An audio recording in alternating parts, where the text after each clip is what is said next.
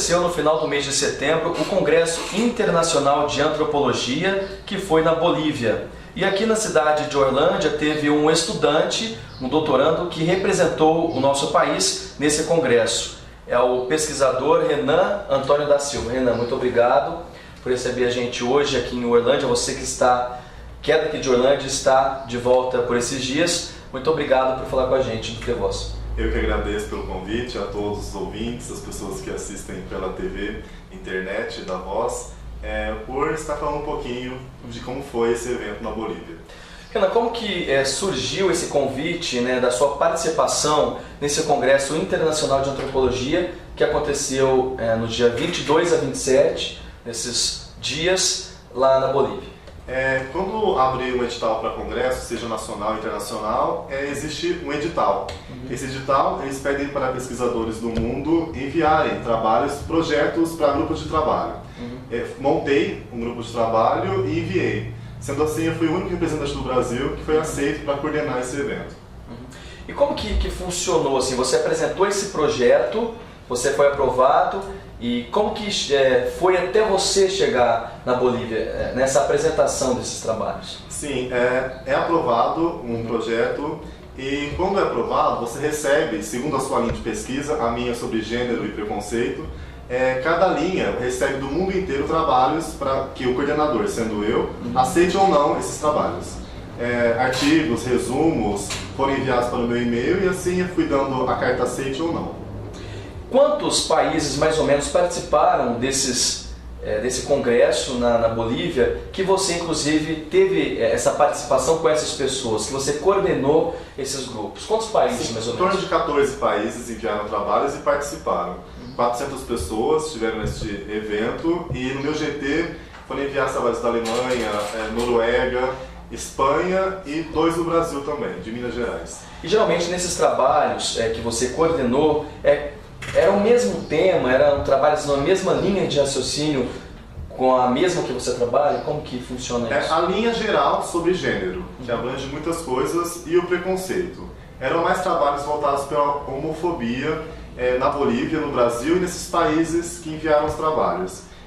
Muito interessante esses trabalhos para mostrar como existe ainda esse preconceito e é latente na nossa sociedade. Agora, o seu trabalho, Renan, nessa apresentação, como que foi? Como que foi explicitar também tudo isso para um país que também está na América Latina? Bom, muitas vezes foi difícil apresentar para essas pessoas porque o idioma, o português, muitos não entendem. Então eu falava um pouco em inglês, em espanhol, para eles entenderem e questionarem também o que é visto no Brasil. Infelizmente, no Brasil é recorde no número de pessoas que são vitimadas pelo preconceito, seja racial, religioso e também de gênero.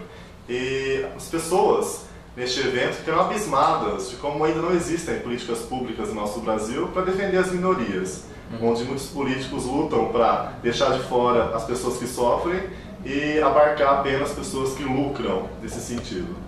Morena, o que você chegou à conclusão nesse trabalho que você fez, da questão da homofobia, do preconceito? Qual que é o tema central desse seu projeto? Qual que é a conclusão que você chega nessas apresentações e também nesse trabalho que você realiza? Bom, de fato, o preconceito, todas as pessoas sofrem e também passa esse preconceito para as pessoas. Eu digo em meus trabalhos que é um preconceito introjetado.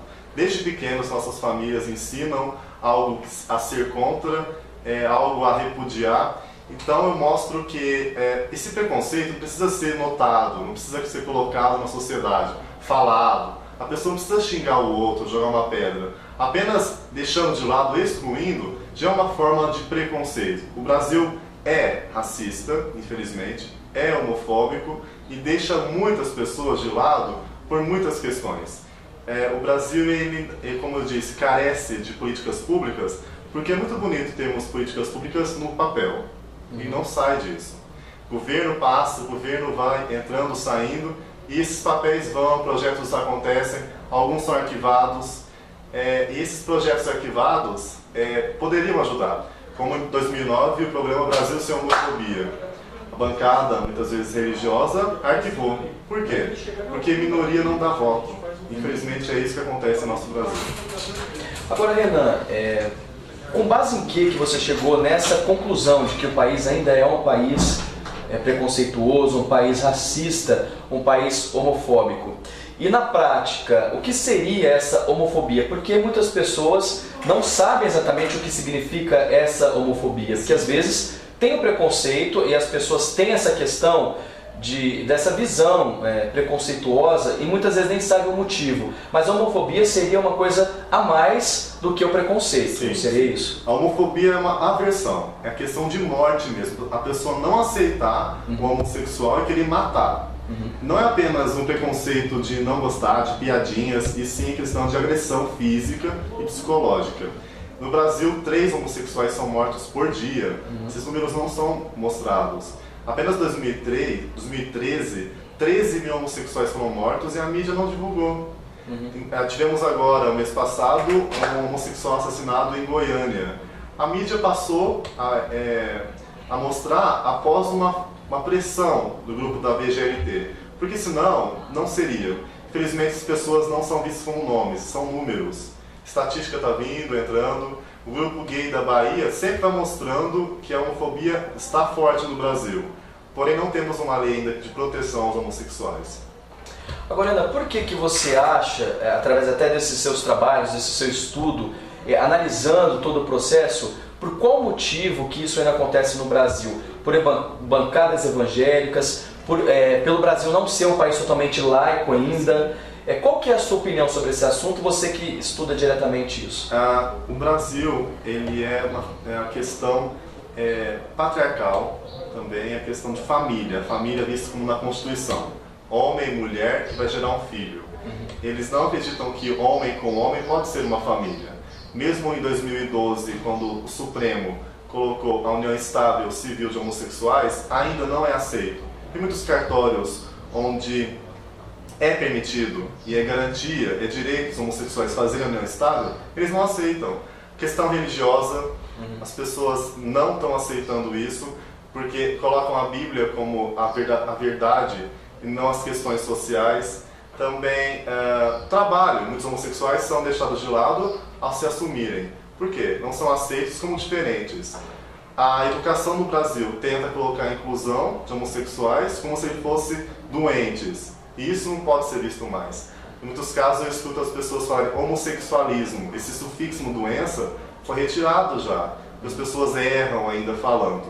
Mas o forte ainda no Brasil é a questão religiosa. São as bancadas que colocam como se fosse pecado pessoas que querem ser normais, e são normais, mas são vistas como anormais por eles. Agora, os grupos que levantam essa bandeira, que defendem também essa bandeira, você acredita que muitas vezes não utilizam o caminho errado também, que muitas vezes utilizam esses eventos públicos, essas paradas, como eles dizem nas cidades, muitas vezes eles utilizam disso, que a gente vê até muitas vezes notícias em veículos de comunicação, consumo de droga, de bebida alcoólica, maneiras que talvez não seriam a melhor para lutar contra isso. Como que você vê também tudo isso? Eu acredito que parada gay, que movimentos gays em prol disso, já perdeu sua chance de mostrar para que veio. Se não for feito um trabalho em projeto, em algo consistente, nada vai funcionar. Parada deixou de ser uma luta para ser festa. Então, essas pessoas que estão lá para comemorarem, não estou vendo para que essa comemoração. Porque estão comemorando morte? Porque está vindo morte atrás de morte e é apenas uma data da aceitação. Creio que apenas uma data não vai fortalecer essa busca por respeito. Não é apenas um dia que vai gerar esse respeito. Tem que ser a vida toda, 24 horas. Não é apenas um local, é um gueto que a pessoa vai merecer tal respeito. E a questão dos negros e também do preconceito? Quais são os outros tipos de preconceito que você também analisou nesse seu trabalho e a conclusão que você chegou nisso tudo? Sim, entre os negros o racismo impera, também no futebol tivemos isso, que foi visto na Bolívia, jogadores brasileiros também, americanos, chamados de macacos por serem negros. Na questão também do trabalho. Também não existe apenas a questão de negro e homossexual. A mulher também sofre com isso. A mulher pode estudar 20 vezes a mais que o homem, mas vai receber 15 vezes menos que ele. Ainda tem esse machismo que impera, questão de luta, desde o feminismo de 1970 e 80, a mulher busca esse espaço, mas não conquista. Imagina se a mulher nasce, além de ser mulher, negra e homossexual. É um tríplice preconceito no Brasil. É algo que uma ferida aberta que o governo não quer curar, quer deixar de lado, quer deixar à mercê, porque é difícil trabalhar com pessoas, trabalhar com o ser humano, muito mais ainda com as suas vulnerabilidades. Isso ainda é marcante para as pessoas. É difícil você tentar suprir uma necessidade, sendo que você não muda principalmente. As pessoas querem mudança na sociedade, mas não tentam essa mudança individualmente. Mariana, no Brasil, não sei se você concorda comigo, até vou perguntar a sua opinião, a gente vê muitas leis engavetadas, muitas iniciativas para grupos de pessoas, ao passo que, se fosse seguida a Constituição, todos são iguais perante a lei. E a lei tem que ser cumprida para todos, e todos têm direito de ir e vir. Se seguisse a Constituição, já ultrapassariam todas essas leis que estão sendo criadas, na questão da Lei da Maria da Penha, na questão da homofobia, dos negros. Foram leis que foram criadas, leis paliativas, se assim a gente pode dizer, porque se seguisse essa lei principal da Constituição, que tudo seria punido. É que as leis não funcionam no Brasil. Qual que é a sua opinião nesse sentido? Leis são criadas muitas vezes para pequenos grupos. Em meu mestrado, eu pesquisei uma escola apenas para homossexuais, aberta pelo governo federal em 2009 em Campinas. Pensemos que isso é uma bobeira. Se você cria um gueto para apenas um grupo, vai ter que criar para o outro. Uma escola apenas para gays, vai ter que ser para gordinho, para magro e tudo mais. Não existem leis no geral que garante essa permanência de seus direitos. O que o Brasil quer? O Brasil quer dar motivos para esses grupos não terem mais respostas. Não querem mais questionar se eles merecem ou não esses direitos. Claro, como você bem disse, a Constituição garante para todos direito de ir e vir, de gasto, tudo mais. Todos pagamos impostos, todos nós. Por que então criar leis específicas? Porque, sim, cada grupo que sofre, as minorias, merecem serem vistas como sofredoras. Porém, ela faz parte da sociedade em todo. Não posso deixá-la de lado. Porque assim vira uma sociedade de um grupo, sociedade de outro. Não, tem que ser o geral. Todos são brasileiros, todos são seres humanos, todos merecem esse respeito.